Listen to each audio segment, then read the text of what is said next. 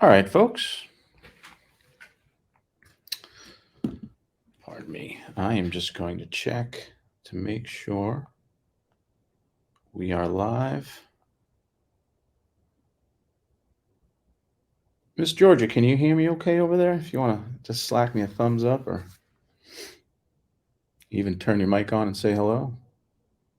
All right, perfect.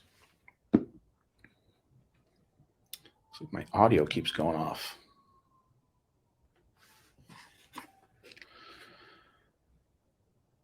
All right, folks, today. So we will be reviewing the billing widget. And if you didn't hear me earlier, this is being recorded. I'll make sure this gets out to everyone. And if anyone else was not able to join from your locations, they'll be able to view it as well. We'll have it on the YouTube channel. And today is going to be about the billing widget. So the billing widget is the center for all charges, fees. In today's session, we'll be reviewing the best options, setting up, and hopefully it'll give you some better knowledge and maybe bring up some questions, and you might want to make some adjustments to help streamline all of your billing widget needs. All right, so what are we going to go over today?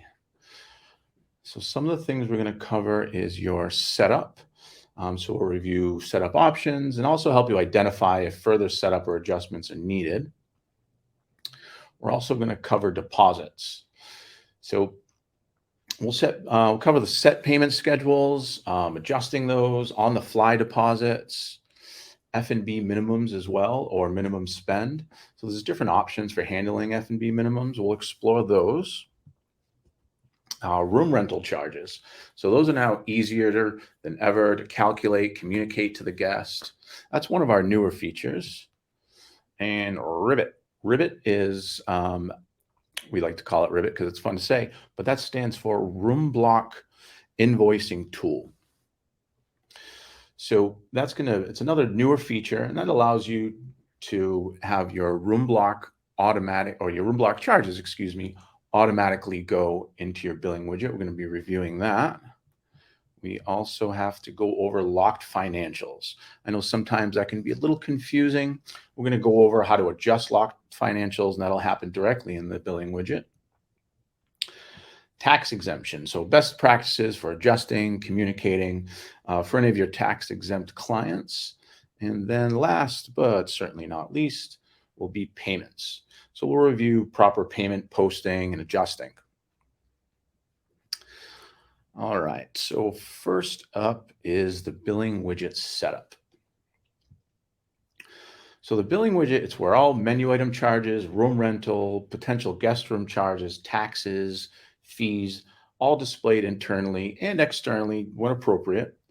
And the payment schedules and deposits will also show there. So your billing widget typically lives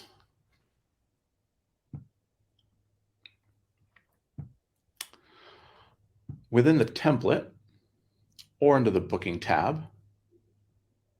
And on the background in the settings, you would look under the booking template. And then it's usually displayed in the invoice.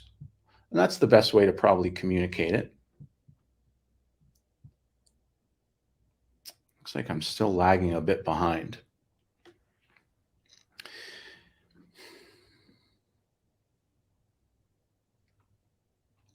All right, and if I do end up lagging behind and this seems a little choppy, I do apologize. Everything seems to be set up properly on my end, but things can go wrong. And if it ends up not quite in sync, I will do a re-recording and make sure it all gets out to you.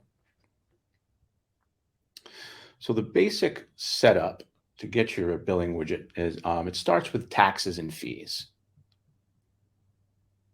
So under your settings, billing details, we make sure we have all your appropriate taxes and fees set up, along with the proper percentages or dollar amounts. And then those taxes and fees get assigned to menu item, menu item categories. So whether it's guest rooms, food, we make sure the appropriate fees and taxes apply there. And then further, under your pick lists, whether it's the whole pick list or individual items, we assign those menu item categories so everything applies correctly. And once all the billing details are set up, within the settings, under documents, and don't mind all of these sets. This is one of our test sites.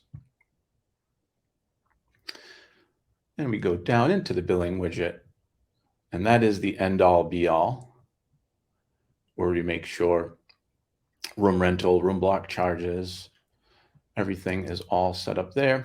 And then the actual fees and taxes, that 1% is really just a code to make sure it's pulling the appropriate fees and taxes. Now these can be rearranged. These can also be rearranged. Typically the subtotal will live right there. So that is the basic setup, and most of that will be done prior to onboarding. It should already be set up for you. If you feel like it's set up wrong, definitely reach out to our support team and we'll make sure that we get you in line. So let's review F&B minimums, also known as minimum spend. So a Tripleseat customer, as a customer, you have the option to use minimum spend function and have the billing widget calculate accordingly, or add the minimum spend amount directly into the billing if it is not met.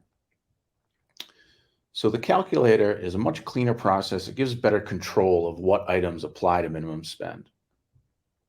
And then rolling the unmet amount is especially helpful for customers who contract on minimums without specified line items, as the grand total of the event appears as a realistic number instead of 0 or close to it. Let's go back to our Tripleseat screen here. So there'll also be the option to set what menu item categories apply to minimum. Many locations will have F&B minimums, but you have the option to have any combination of menu item categories apply, and then further decide what specific fees and taxes apply. So typically you'll add your minimum either when building or editing. And I put a $1,500 minimum on here, and this is locked right now because I already created documents, and we'll be covering that. On the back end, that minimum that I was showing you, a lot of people will have just food and beverage applying. But as we open this up, we could have guest rooms, meeting packages, any of those different categories can apply to that minimum. And then the exclude from totals, or checked on or checked off, gives you that option to have that unmet amount rolled in.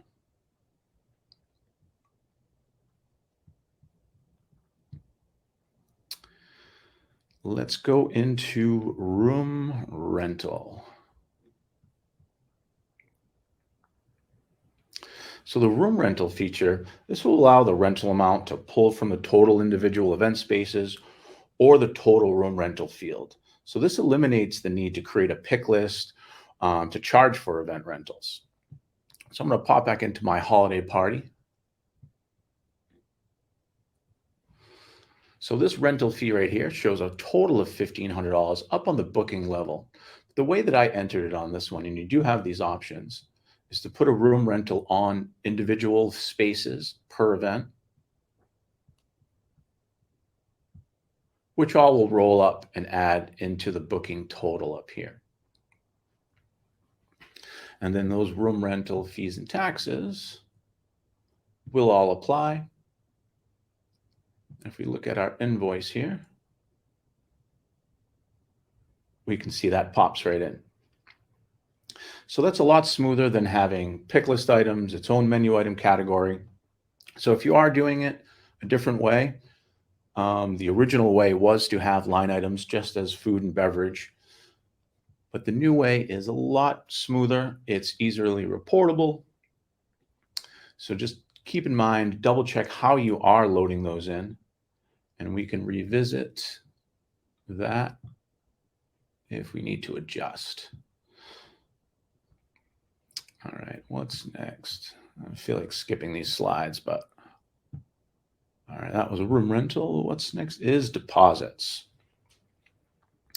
All right, so the deposit field is standard for all Tripleseat users, just a regular deposit. Then additional deposits, those are usually set up during onboarding, and those are custom fields. So whether you have 2 deposits, 3 deposits, if you need to create them on the fly, you have those options. So on this particular setup, we've got the standard deposit amount that's always going to be here, or not the amount, excuse me, that field. And I did put $1,000 in there. And then I have some custom deposits. So for our fake Blue Water Hotel, we have a second and third deposit with due dates. And I also have a room block deposit. So I already filled those out earlier. And again, those are locked because we created documents already.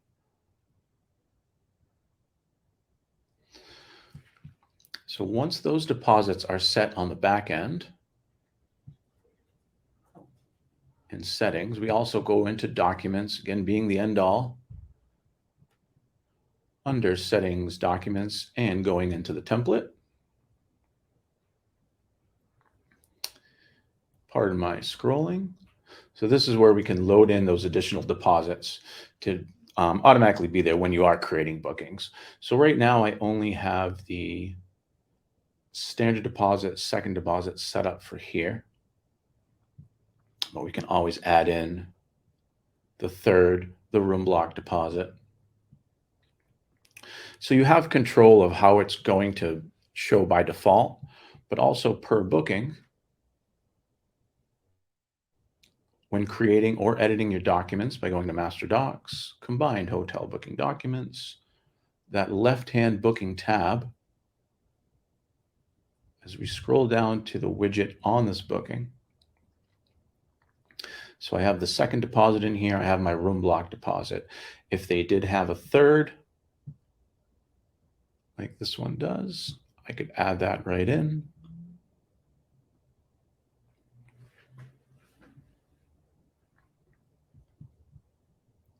So now that'll display accordingly on your invoice. Let me give a quick refresh. So now I'm showing my third deposit.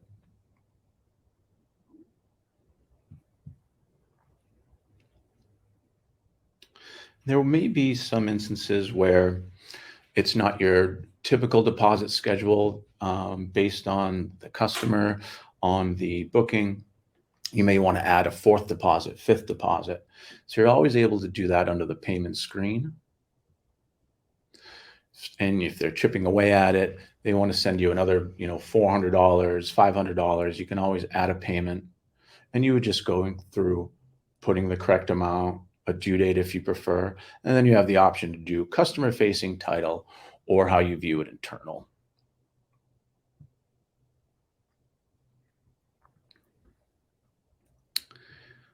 I'm just going to stop for a moment to see if there are any questions on the setup, F&B minimums, room rental, or deposits. And you should be able to type them right into the Q&A.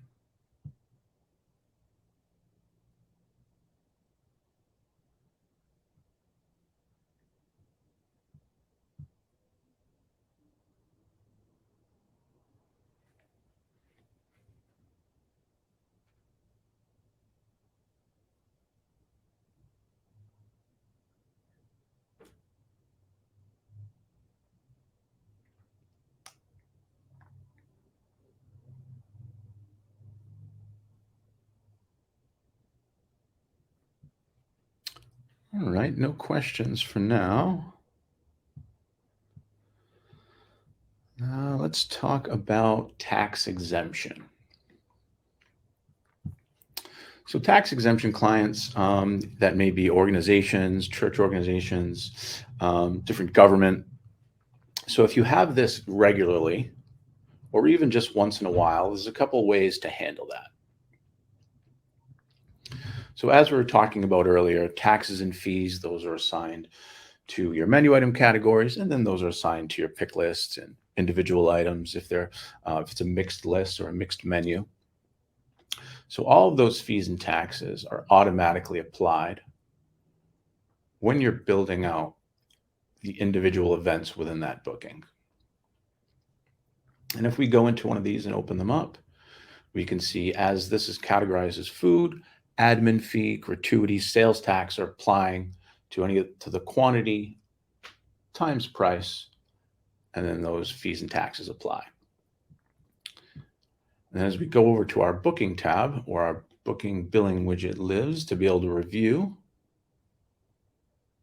we can see all of those taxes, fees are listing right there. So if it is a tax exempt client, the way to handle this very quickly, maybe they don't have any sales tax applied, you can simply just come in here, zero it out, and then just easy, quick communication. You can type right into that line. That'll let them know it's tax exempt. You could still put the 7% in there if you just wanted to communicate what it would have been.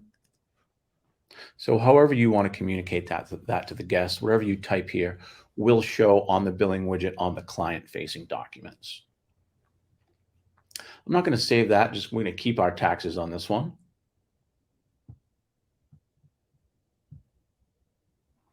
And another step to be able to record tax exempt, to be able to report on it accordingly, it's best practice to have custom fields, especially if this is happening regularly for you. And this is something support can help out with, or your trainer or your account manager. But under custom fields, you would most likely want this on the account field. So as you're building your event, adding the account and contact, if they're past guests, you'll start typing it out. They'll pop right up. If it's a new guest, but you can always go back and report on it. But when adding the account, we would have a tax exempt button, just a checkbox, and then a tax ID. So come into the year reporting, you can go back, see all of the clients that were exempt, all of the bookings that had it, and then handle that accordingly.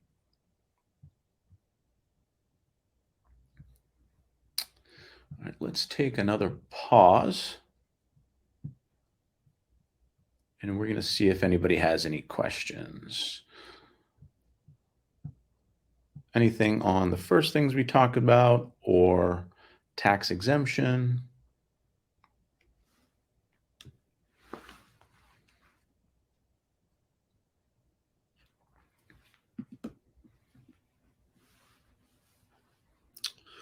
No questions at all. Well, if you want to save them to the end, that's fine. And also, if you need to send out a bat signal to us after the fact, once you've gone in and explored some of this on your own, that'll be fine as well.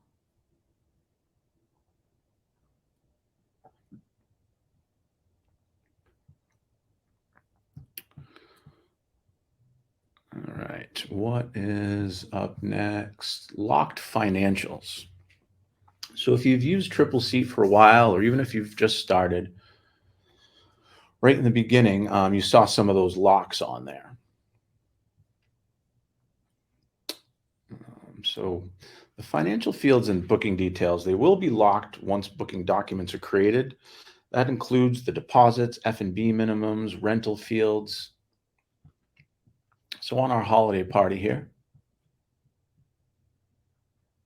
and I did enter these prior to the webinar, but you can see there's a lock there, a lock there.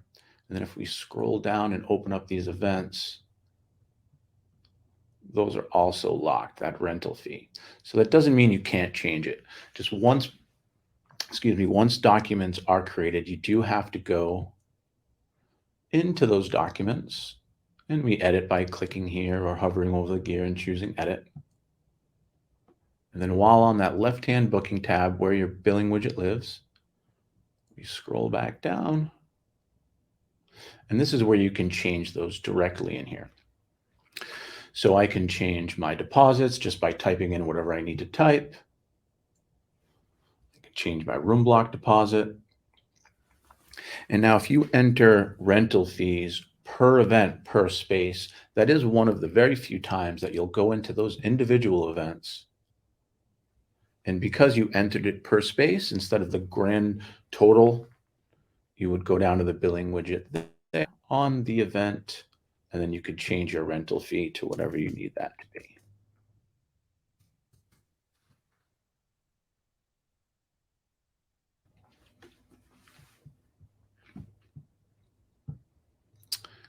All right, and let's go. Next is payments. So payments, I would say that's the most important one because that's where the money's coming from, especially if a portion of that money is going into your paycheck. So I'm going to navigate over to the Payments tab. So all Tripleseat payments are tied to your documents and that billing widget within that we've gone over a few times. So in the documents on that booking tab, that is where all the payments are tied. And those payments include guest room charges and all other billable event charges. So to view or make payments, you'll always go to that Payments tab. And whatever payment is set up, you just go to the right of that payment, choose Pay. You'll select your payment method. Now that top method, credit card, that option is only going to work if you are signed up for the integration with one of our payment processing partners. Everything else under here is really to communicate how that payment was taken. So if they paid on your POS system or at the front desk, you would do credit card in store, check, cash, however they paid. And once they do pay, you're able to mark the date they paid. If there's a check number or some type of reference number, you can type that in there. And then that will be marked as paid. Now I think I skipped over our room block invoicing tool. So pardon me for that. I think I got my slides mixed up. But again, Ribbit is what we like to call it, but that stands for room block invoicing tool. So that will automatically charge, will take the charges from overnight rooms when building your guest room block.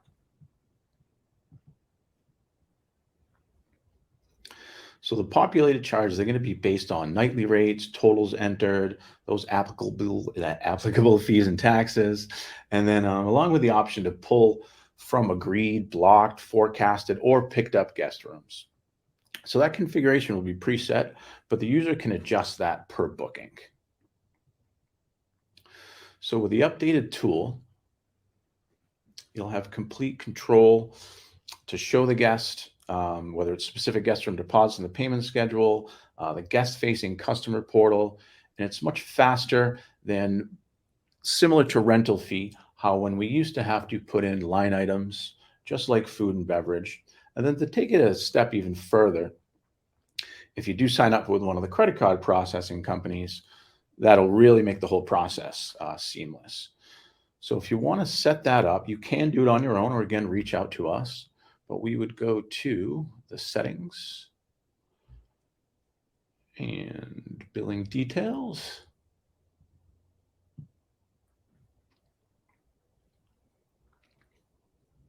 So you want to make sure you have occupancy tax. If there's different room fees, you would have all that set up ahead of time. And then as we go into the settings, again, and then to the documents. So the fees are all set up, but then we have to go within those document settings and then load it into the billing widget.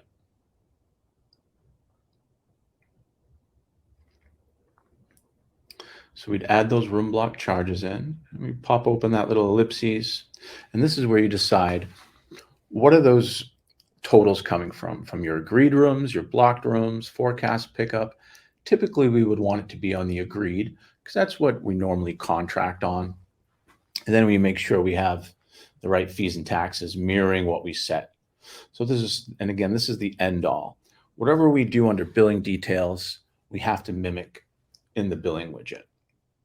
And if all of this is communicated during your onboarding, or even if you're a newer user, reach out to your trainer, reach out to support, and they'll make sure this is set up correctly for you. And you also have that option to have them included directly into the grand total or not. So as you build your room blocks,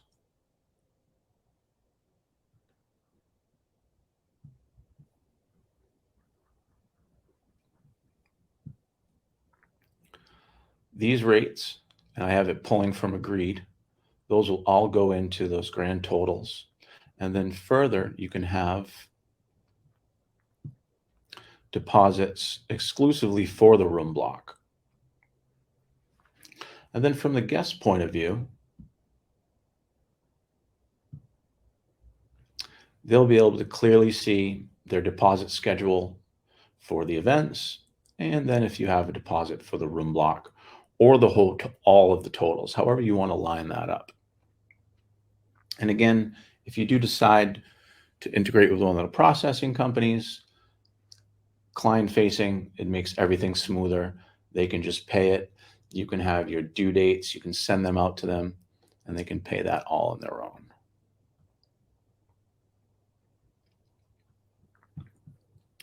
Now, you don't always have to have that set up. If it's something that you don't typically do, but once in a while, you can add it on the fly. So again, we're back to our documents, back to our left-hand booking tab, and we're scrolling back down to the billing widget. So this doesn't have to live here, or if it does live here and it doesn't apply, you could trash can it out like I just did. But as needed, they decide they want to pay all of their room block charges, all of their events, all in one shot. You can just add that right in, put in however the amount is, and they can just pay one bill for you. And that part we just went over was supposed to come before the payments, but I skipped around a little bit, so I apologize.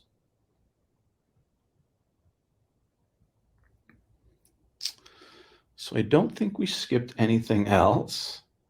And I think we covered all of the basics of billing widgets. Now we could go a lot deeper into different scenarios, but we'll do that on a case-by-case basis. If anybody needs to reach out to support again, or to myself, that's JAMES, James at tripleseat.com.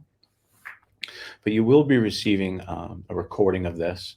So as you go through my choppy webinar, I just feel free to take notes if you want to reach back out, or if you and any of your staff or managers need to get on a specific meeting about this, just reach out to your account manager or support. I'd like to open it up again for questions if anybody has anything.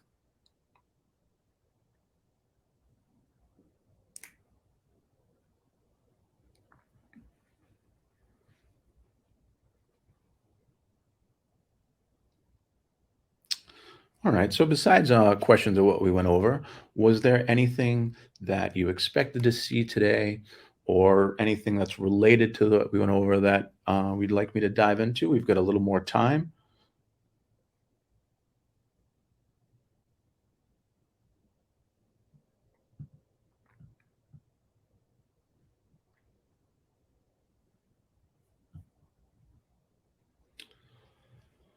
All right, folks. Well, I appreciate your patience today. Hopefully it was a bit in sync. And I'll wait about 30 more seconds to see if anybody has anything to add or question. And besides that, everyone have a wonderful day. And just keep an eye out for more webinars. We have some new user trainings coming up. We'll be talking about reporting next month, and that will include our new Tripleseat Insight reporting. So there's a lot of advanced reporting, canned reports that you or upper admins can quickly pop into so they can see all the hard work that you're doing.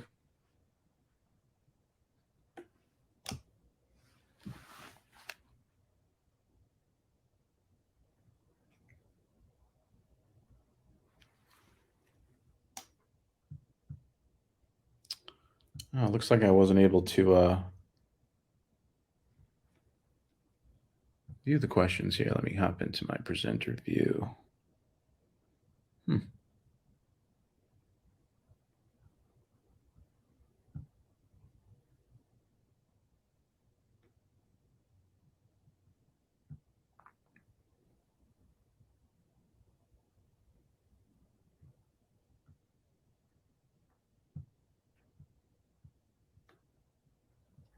Oh, sorry about that. One of my colleagues was helping me out with the questions. For some reason, I wasn't able to see them.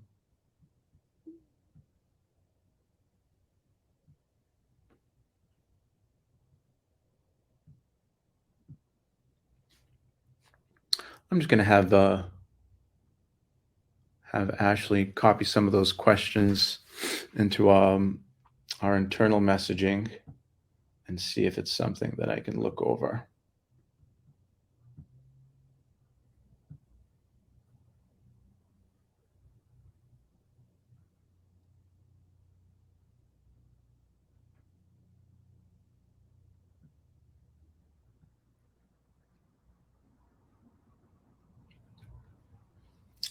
All right. So, is there a widget in each booking? Yes, there's absolutely will be a widget in each booking once you create a set of documents. So there's no billing widget if the documents create. Excuse me, if the booking has not had a document added to it yet. Widget always lives in your set of documents. There's reasons why you wouldn't add documents. It may be that it's still a prospect or tentative event. But once it goes definite, there's definitely going to be some charges in there. So that is when you would want to create the documents. Therefore, that billing widget pops right in.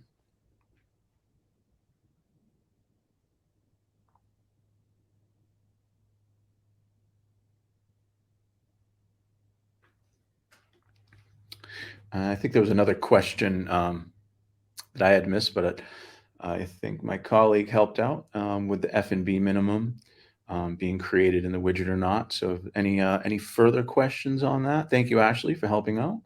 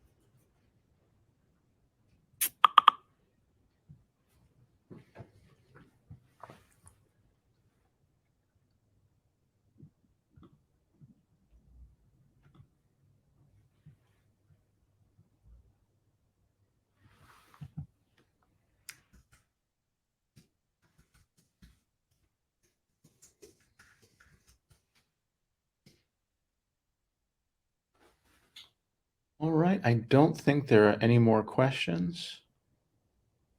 And I will let you folks go and enjoy the rest of your day. And again, thank you for attending and keep an eye out for some of our other webinars and the new user trainings.